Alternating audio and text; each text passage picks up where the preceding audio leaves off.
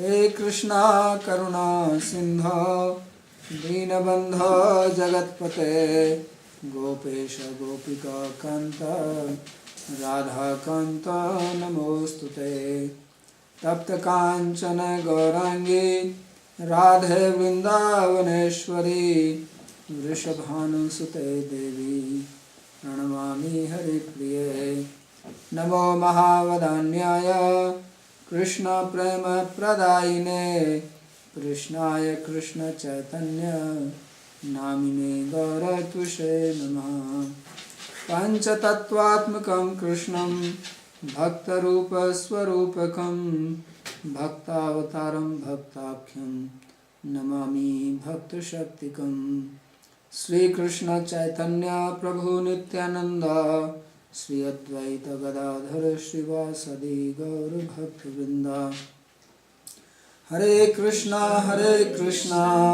कृष्णा कृष्णा हरे हरे हरे राम राम राम हरे हरे जन्माद्यस्य यतोऽन्वयादितरतः चार्थेषुभिज्ञस्वराट् तेने ब्रह्म हृदय आदि कवये मुह्यन्ति यत्सूरयः तेजो वारिमृदां यथा विनिमयो यत्र त्रिसर्गो मृषा धाम्ना स्वेन सदा निरस्तकुहकं सत्यं परं धीमहि नारायणं नमस्कृत्य नरं चैव नरोत्तमं देवीं सरस्वतीं व्यासं ततो जयमुदीरयेत्।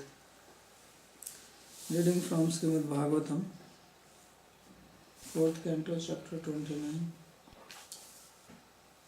beginning from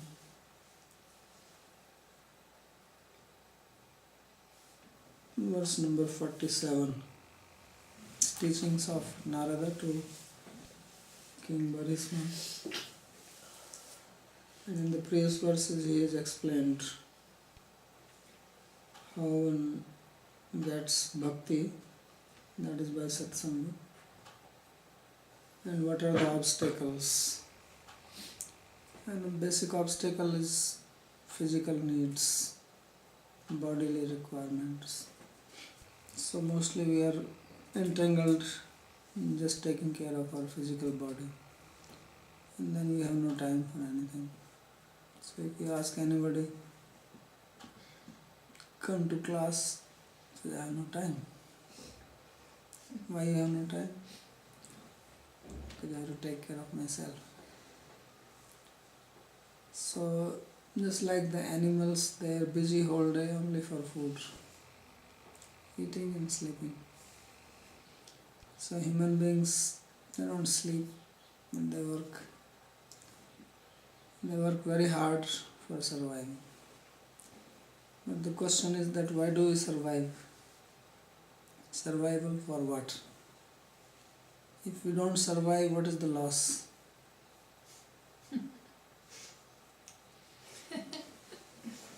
What is the big deal that we survive?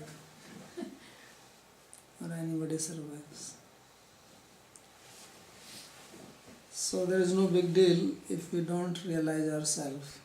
Then whether somebody lives or does not live, it has no meaning. Whether you live peacefully or you are disturbed, at the end there is no gain. So this life, human life, is not meant just for survival. Therefore he said that Ete upadruto nityam jivaloka svabhavjay na karoti hare nunam kathamrita nibhorati. That being always engaged, entangled in taking care of the basic needs of life, which now have become more. Everything has become basic now. Now it's not only just food and drink, it's also internet, iPod, car. All these things have become basic needs. So we have increased our basic needs. So then obviously more and more time is taken by all these basic needs. And then we are always disturbed by that, because then when we have too many things, then something is breaking down, not functioning properly, or a later version has come, so we have to get a newer machine. So then we are not left with time. So that's why he said that it is not possible. And then moreover he said that even if we are scholar, learned, engaged in the Vedic studies, but not devoted to God, then also it is not possible to know all this. So this happens by the grace of the Lord ultimately. Those who are having the interest in spiritual life, they have attained some grace.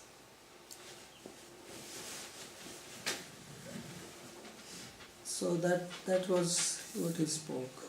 So it says, Tasmat karmasu barhisman ajnanad arthakashishu marth drishtim krithashotras parshisu asprishto vastu. So he says that therefore don't put all your energy, time and attention only in those activities which are glowing as if they are very important. Because we give priority to insignificant things. So he says that these are all outcomes of ajnana, ajnanad arthakashi matrasu. So arthakashisu means that they appear very important to us. That how can I live without it? So he says that marth drishtim kratha. Don't think that these things are purpose of life, because these things are very pleasing only to the ears, but they don't touch the reality. So there are many things which can engage our mind and time. A lot of things are available, especially now. The facility of internet. You can sit on the Facebook and whole day you can just spend, or you can surf. So this is all called Shrotrasparshi, which is touching your ears. You hear it. But Asprishta Vastusu has nothing to do with the reality, with your real self. I am busy, I will call you later on. So he says, therefore don't engage in this. I am in meeting. So this is the advice that he has given.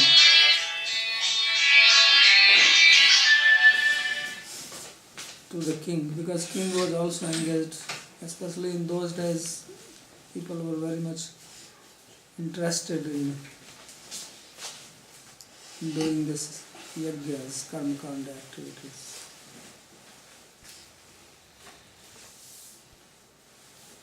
So Sri Vishwanath says that artha eva prakashante iti artha akashinas tesu artha drishtim purusharth buddhim prarochnaya kevalam shrotra priyasu naspishtam vastu. So he says that all these objects which are very attractive to us, maybe some gadget, some dress, some position, whatever. So these days newer and newer. When you fly on the airplane, then there's always a magazine they have for shopping. So I flip just to see what all is there. So there are so many things available which we never know. So he says that do not consider them as your purushartha, because they are very attractive. Prarochna means very pleasing, very attractive. But they have nothing to do with the reality. So try to control yourself from that. Swam lokam na viduste vai yatra devo janardanaha ahur dhumradhiyo vedam sakarmakam matadvidaha. So these people who are very much engaged in this pursuit of material goals, they are called here as atadvida, or ignorant about the reality about God, about Atma, about spiritual world, because all that is called tat. So atattvida means they don't know this. Those who know, they are called tattvavit,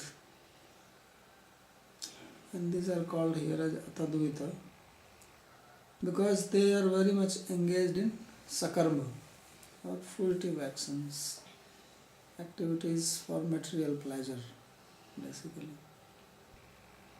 So they are called here as dhumradhiya, that their intelligence is smoky, because there is a lot of smoke from the vehicles, right? So that smoke is going inside and making our intelligence smoky. Then you cannot think properly.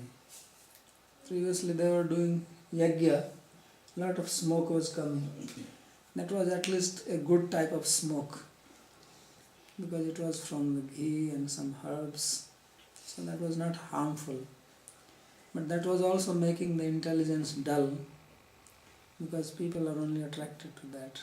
Now we have this other smoke, the fumes from the vehicles. So this yajna is going everywhere. And it is making our intelligence completely dull, memory weak. So that's why Vyasadeva, he was able to see this at the beginning of Kali Yuga, that there will be a lot of smoke in Kali Yuga and people will lose their memory. They will not be able to remember things. So that's why he wrote down the Puranas and Itihasas. Otherwise previously on the Vedas was available and everybody has to memorize it by hearing, no books. So now if that was the case, if the books were not there, we will be completely lost. So even when the books are there, we don't remember. So he says, Ahur dhumra dhiyo vedam sakarmakam. So these people, he says that this Veda, Vedic knowledge is only sakarmak. It is only for material pleasures. They interpret. So he says, Swam lokam na vidusteva yatra devo janardana. They do not understand that there is Lord Janardana, Lord Krishna, and he has his own spiritual abode. And we are meant to go and live there with him. So we make arrangement only to live here and not in the spiritual world. We earn money, we make savings, take loan, house loan, but we don't take any loan for the residence in the spiritual world. So this is because of our dull wit, lack of proper knowledge. Nanu tarhi katham ete matapurodhaso muniyo vidwanso mam yagadi karma eva karyanti tatraha swami.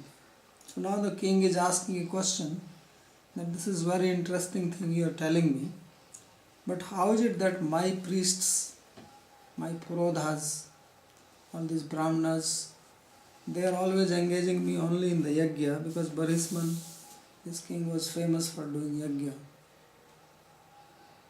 So why they never told me this? So Narada says, because they don't know. If they know, they don't want to tell you, because then they will not get their dakshina. By doing yajna, then you give them some charity and they are happy with that. So they don't know. Yatra janardo devo vartate tam lokam vakuntham swam swiyam swaprapyam navidu. They don't know that there is a planet beyond the heavenly planet. Heaven is also material world. It's not an important place. So that they do not know. That is actually the goal of life, to reach there. Kintu swargameva swam vidu. They only think that we can go to heaven. Yato dhumradhiyo malin buddhiyo. Because they have impure intelligence.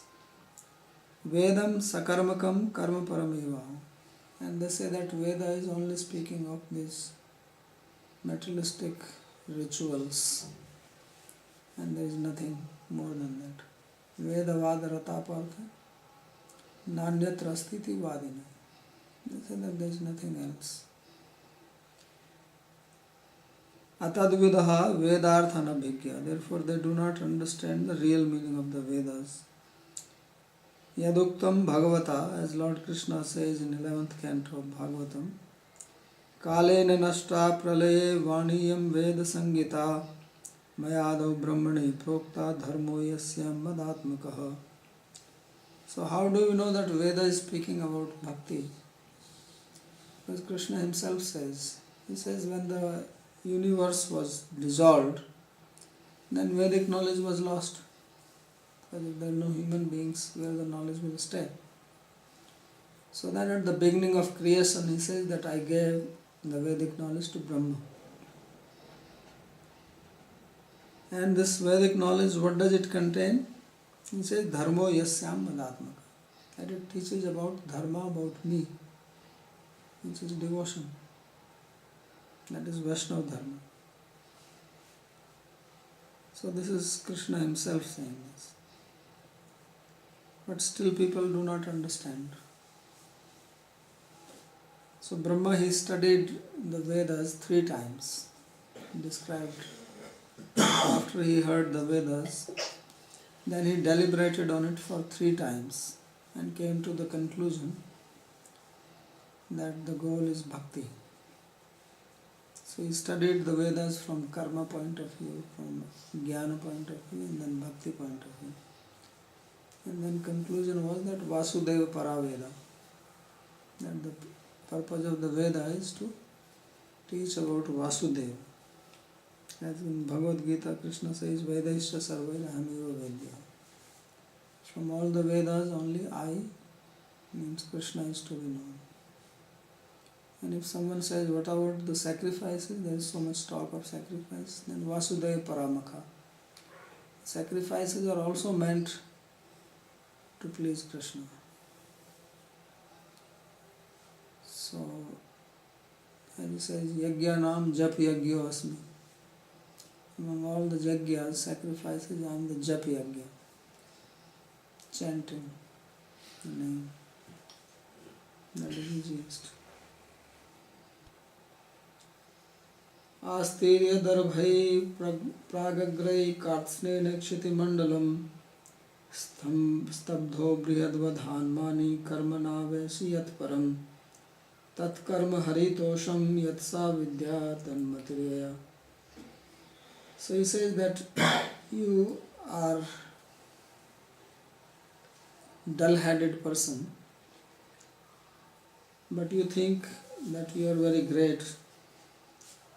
You have killed so many animals and performed so many of these sacrifices by spreading the kusa grass that you covered the whole earth with this and engaged in this karma, not understanding the reality. So if he says what is karma, what is actually the real karma, he says tat karma haritosham yat.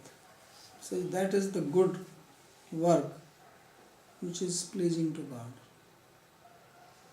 And what about knowledge? Savidya tanmatiraya. And that is proper knowledge which brings our mind on God, on Krishna. So if my actions are not bringing me to devotion, or they are not pleasing to God,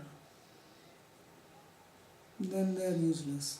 Mat karma krit, mat paramo bhava. Krishna says that you become mat karma krit. You perform actions for me. Now we are performing actions for ourselves. So we have to change and perform activities for God's sake. Otherwise, what is the use? We will die and all our efforts will go waste. There is nothing that we will gain. So all activities for pleasure of the Supreme Lord. That is karma, that is good karma. That is called Krishna karma. And all education, knowledge should be that it fixes my mind on God. Now we study and it only creates agitation in the mind, disturbance. After becoming educated, people are not peaceful. So knowledge, education, scholarship, the test of good scholarship is that one becomes peaceful. And that peaceful will not happen unless one is a devotee. Nasti buddhira yuktasya na cha yuktasya bhavana na cha bhaveta shanti ashantasya kutah sukham. So unless one is yukta, one is engaged in devotion to God, one does not have good intelligence. Nasti buddhira yuktasya. And if one is na cha yuktasya bhavana, there is no bhavana. And without bhav towards God, there is no shanti. And if one is not peaceful, where is happiness? So at present, one of the big problems is the disturbance of the mind. Even if we have our basic needs covered, then mind is disturbed still. First there is disturbance because people don't have enough for their survival. But those who have enough, they are also disturbed. And that disturbance cannot go unless one is a devotee. That's why it says, na cha bhavayata shanti. One who does not have bhav, bhakti bhav, then there is no peace for such a person. So therefore this verse says that vidya tanmatariya. So this is the hallmark of vidya. So in the Upanishad it is said that there are two types of vidya, paravidya and aparavidya. So aparavidya is necessary for physical existence. But that should not be the end of vidya. It should also have transcendental knowledge, paravidya. Otherwise, jnanena hina pasubhi samana. Without transcendental knowledge, we are just like animals.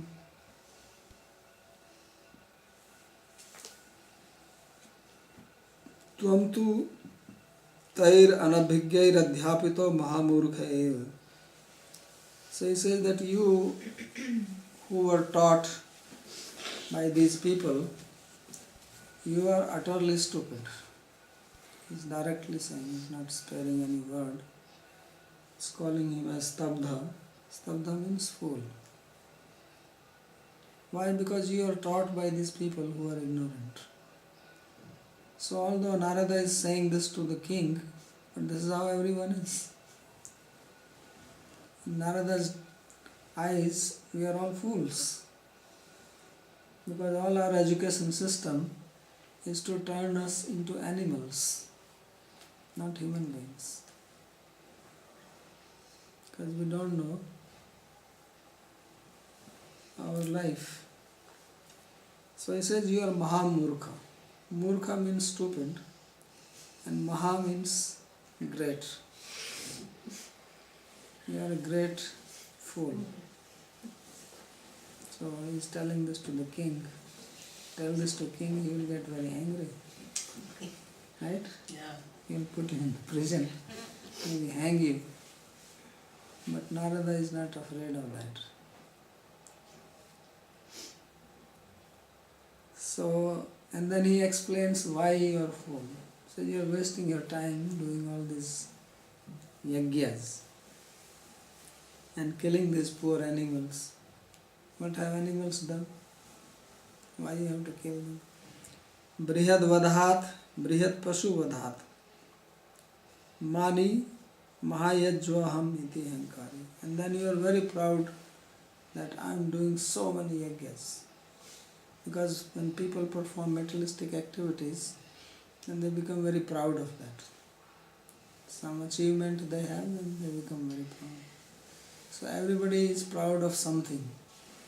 We can find something or the other to think I am great. Right? Yeah. When you are in your room yourself, then you are thinking how great you are. So he says, although foolish, you think you are great, and therefore you are stabdha, avinita. You are not humble but very proud. So we have no reason to be proud because there is no great achievement that we have in life, but we become very proud. And these are all obstacles to spiritual life.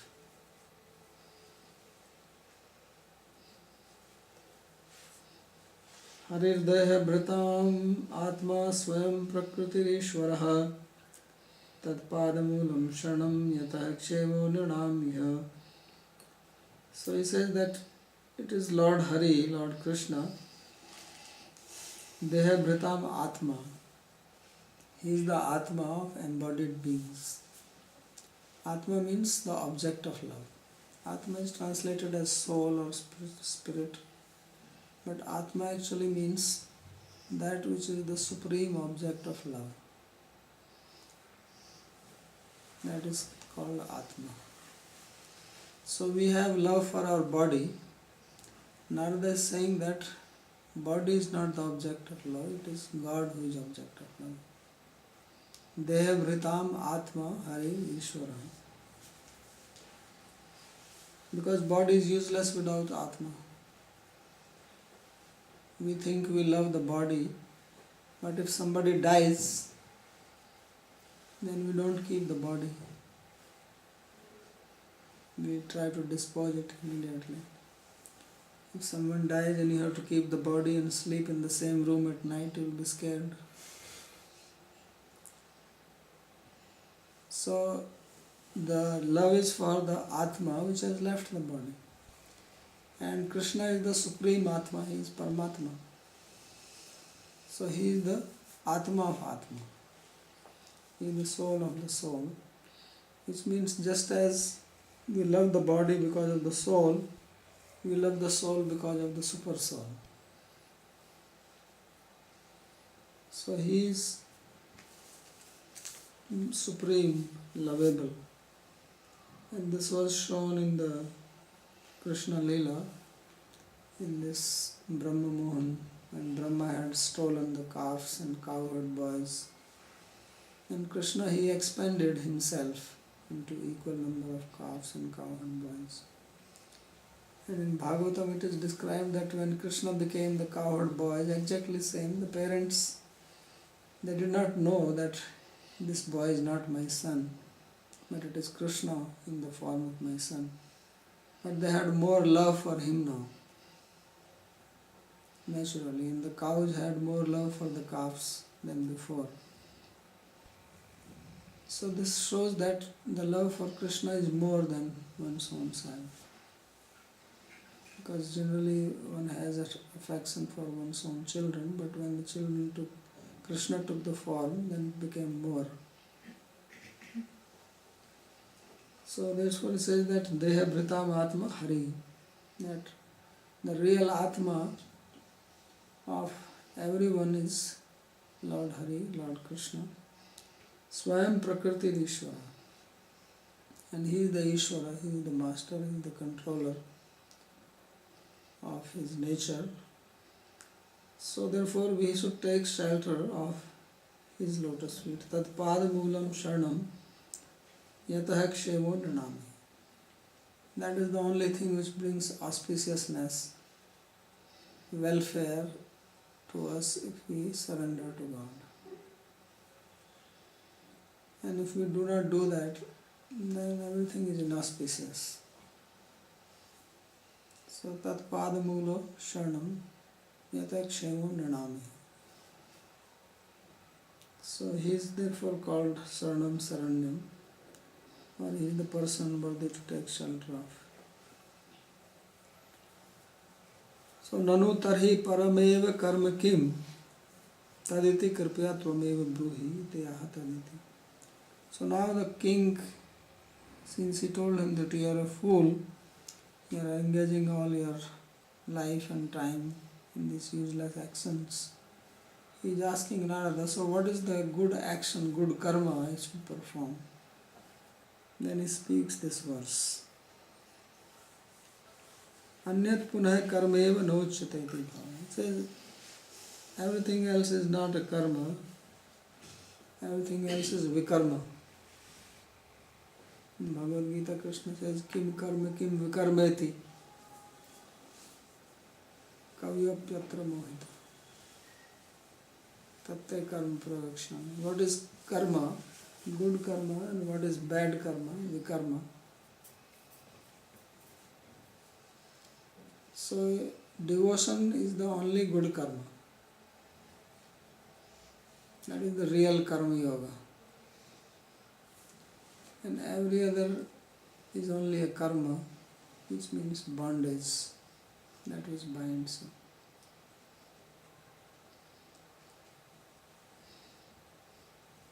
So therefore he says that sa iti anya punar vidya eva nauchyate. So everything else is in ignorance. Savai priyatamasya atma yato ne bhayam manu api iti ved savai vidwan yo vidwan sa gurur harihi. So he says that only he is priyatam, most dear. The most dear person is Lord Krishna. That's why he is called Krishna. Most attractive. Because we are attracted to person we love. But we have to realize this fact that he is Krishna. Krishna means supreme object of love. So this is what we have to realize. Now we are not realizing that, therefore we are seeking love here, there, running after this person, that person. And we are getting kicked left and right. So Priyatama is only he. Sa Harireva Priyatam. Priya means dear and Priyatama means most dear. We call sweet, honey. Right? That's why Krishna is called Madhusudan. Madhu means honey. Madhava. Harireva Priyatama Atma Asau Jivastu Priya. So our own Atma is dear and Lord Krishna is most dear. Priya and Priyatam is the superlative case of dear, dearmost or dearest, and Atma is dear.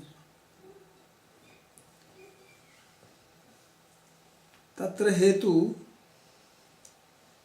yato asad bhajanat asya jivatmanastu swargadi bhog pradhan rupat bhajanat dukkham eva bhavati. What is the reason for this? He explains. He says that by engaging in non-devotional activities, then we go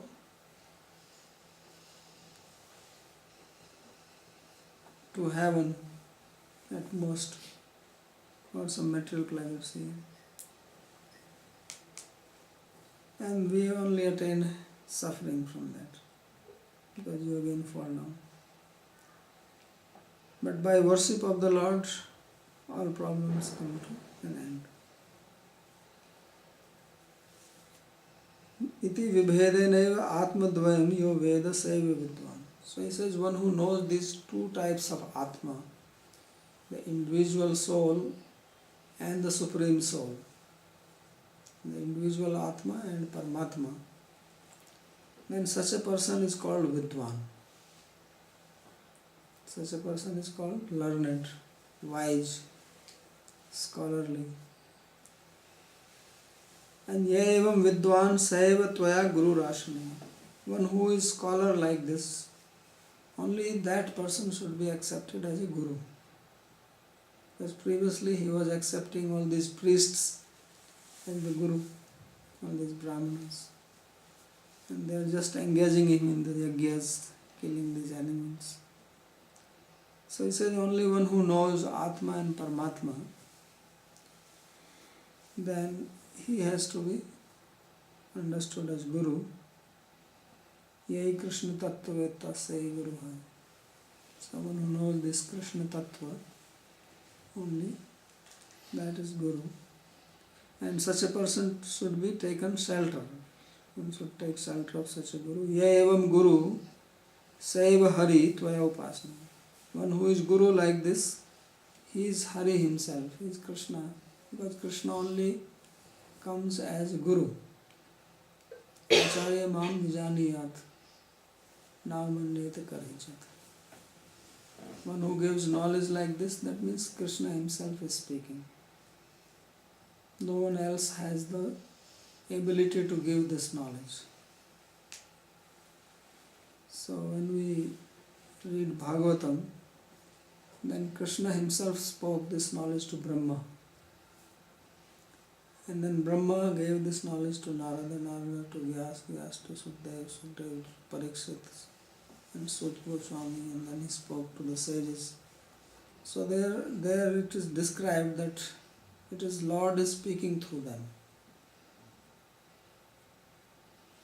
So therefore it says that one who knows this, one who speaks like this, then he is Guru and he is Hari and he should be worshipped.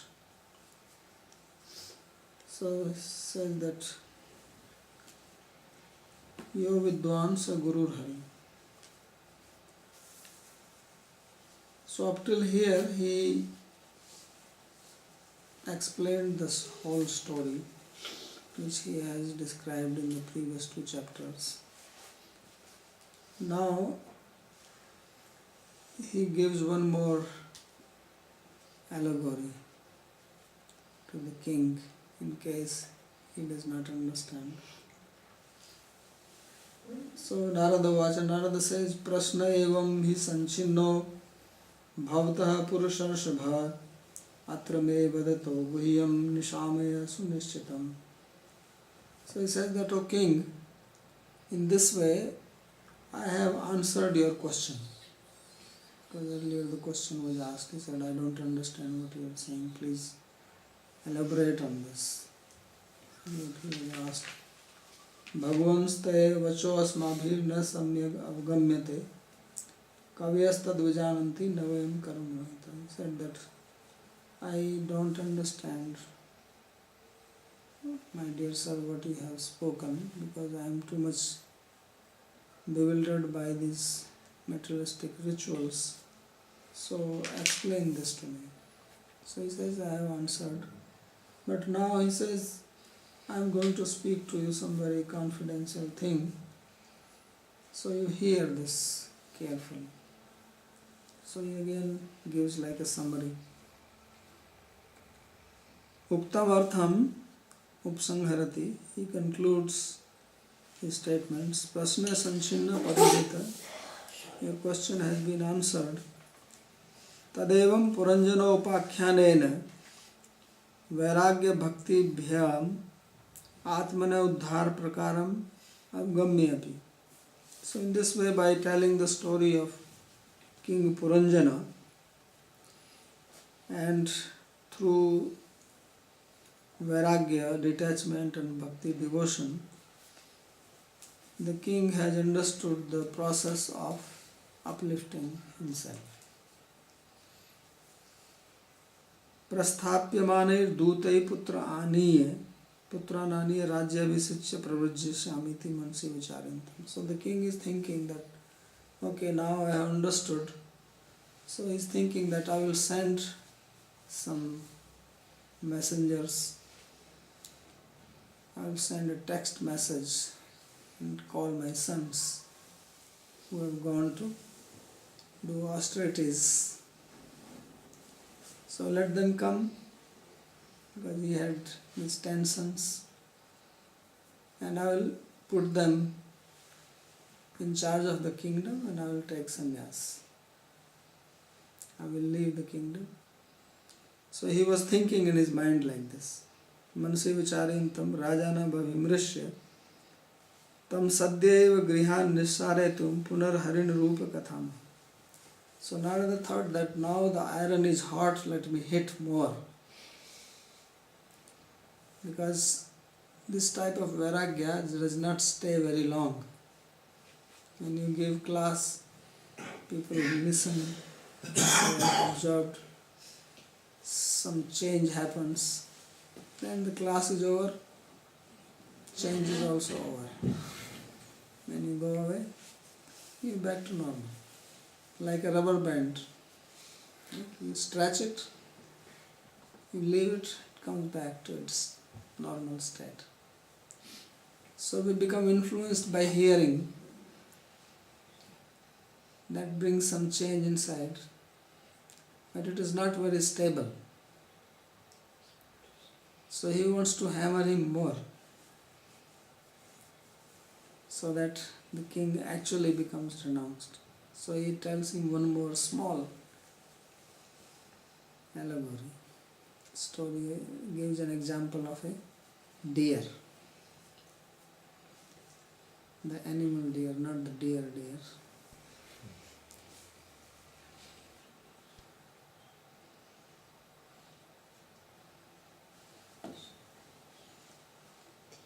So, atra vadato me guhyam vachashram. He says, now please listen to my secretive words. So he speaks the following one. He says, Shudracharam sumanasam sharne mathitva raktam sadangri ganasam sulubdha karnam agre vikana sutripo viganaya santam pristhe mrigam mrigaya lubdha kana lubdha kabana bhinnam. Says that there is a deer, and deer in the forest is grazing nice grass. So green grass he is grazing in a garden, Sumanasam Sharana, and he is along with his female friends and very much attached to them, Raktam. And there are honeybees which are going around making that beautiful sound while flying. So he is hearing, because deer, they also like music. They are attracted to music. So Sadangari Ganasamasu Lubdhakan. These bees are singing sweet song. When they fly, they make very nice sound. So his mind is very much attached to that. And because of this attachment to music and the association of his ladies, he does not see that there are wolves in front of him. Agre vrikana sutrupo viganaya, who will tear him apart very soon. They will attack him and eat. And yantam prishthe mrigam lubdhaka. And then there is a hunter on the backside who is ready to shoot at him. So he is not seeing all this. So he is telling to the king that think of this. So he says this is the situation of human beings, that they're living in this illusion, attachment to family, friends, sense pleasures, and they don't realize that our life is being eaten away and death is waiting. Wherever we go, death is behind us like a shadow. So it is Mrityu Janmratam Dehavratam Vira Janmana Sahajayate. Whenever we take birth, our death also takes birth at the same time, simultaneously. And then it is always behind you, never leaves. Very good friend. So wherever we go, our death follows us. And then one day it grabs. So just as the death is born with us, we die with it. So that is the meaning, the hunters standing behind with an arrow backside. Means we are ignorant of this fact. We are happily celebrating our birthdays, but they are actually death days because we have died so many years.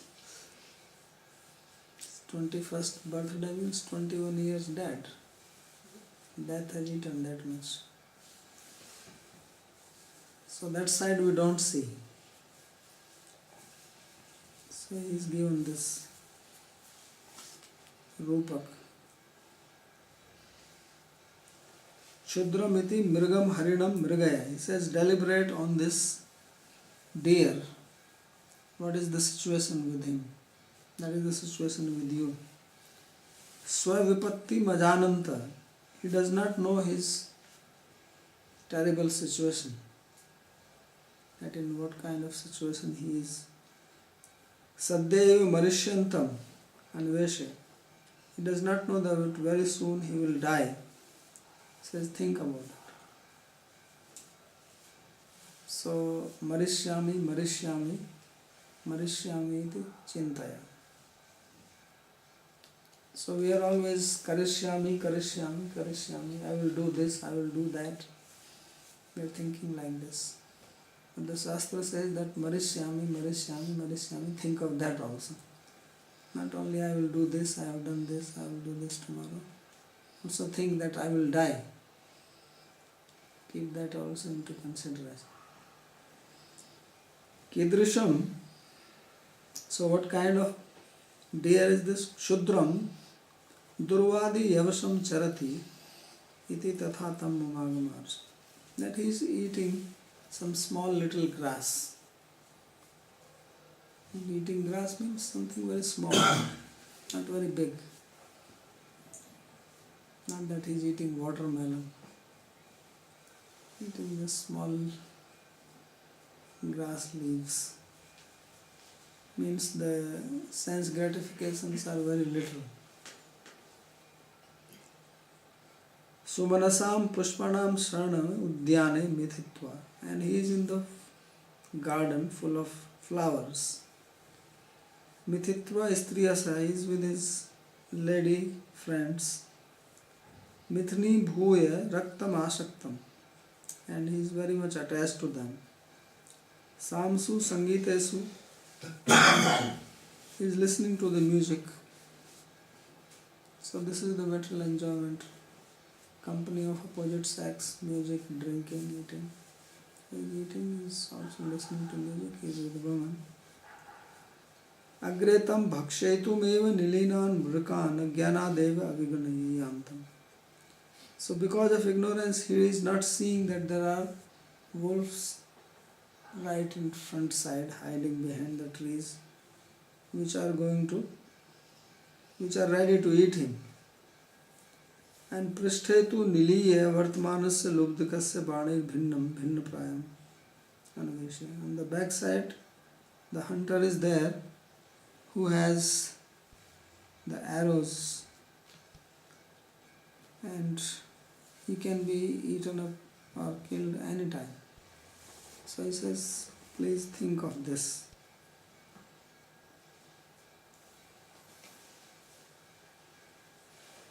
Tena shigram imam pushpadhyanad anyatra naya anyatha brika lubdaka shena manishyanti.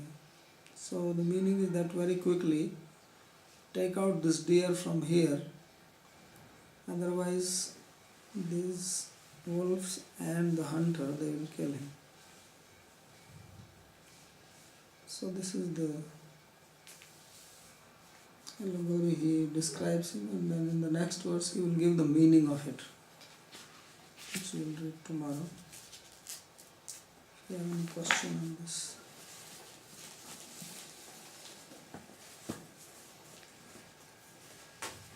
Devotional service without the knowledge is not really useful. Well, that also has some use, but better to do it in knowledge.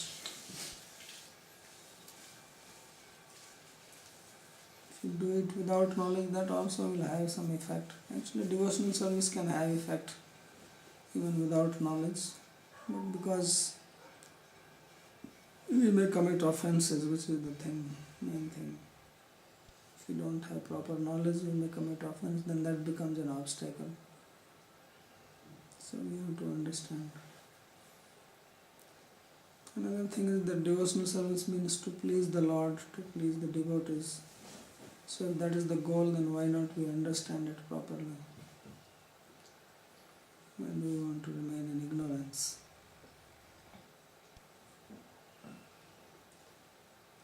And if you do it properly, it will give knowledge naturally. That's what we read.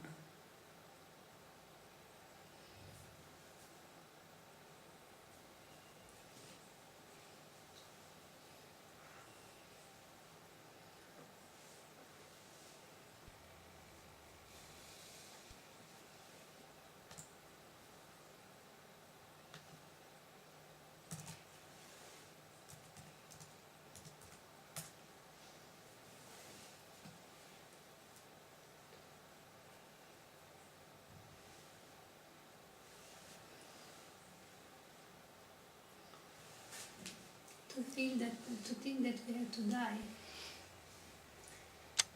often. I mean, every day. If every day we think that we have to die, then this can become like an input. Becomes input. An input to do better, Yeah, it gives inspiration. Inspiration, and to give a kind of, okay, since I have to die quickly, better I do. And also then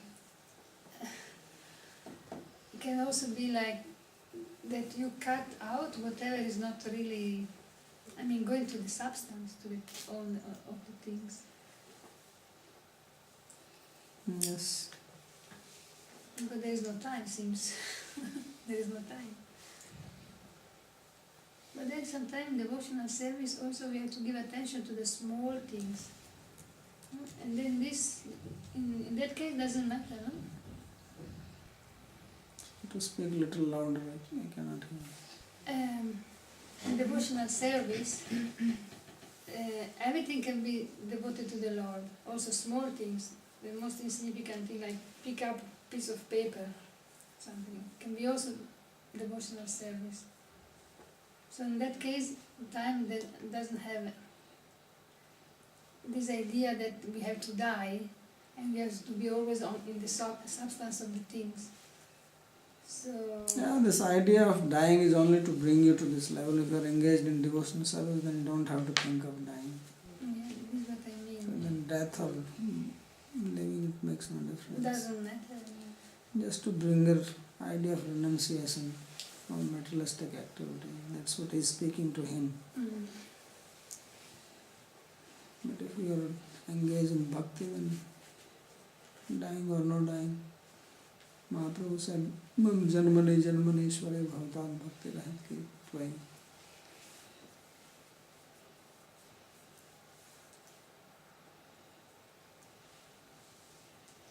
And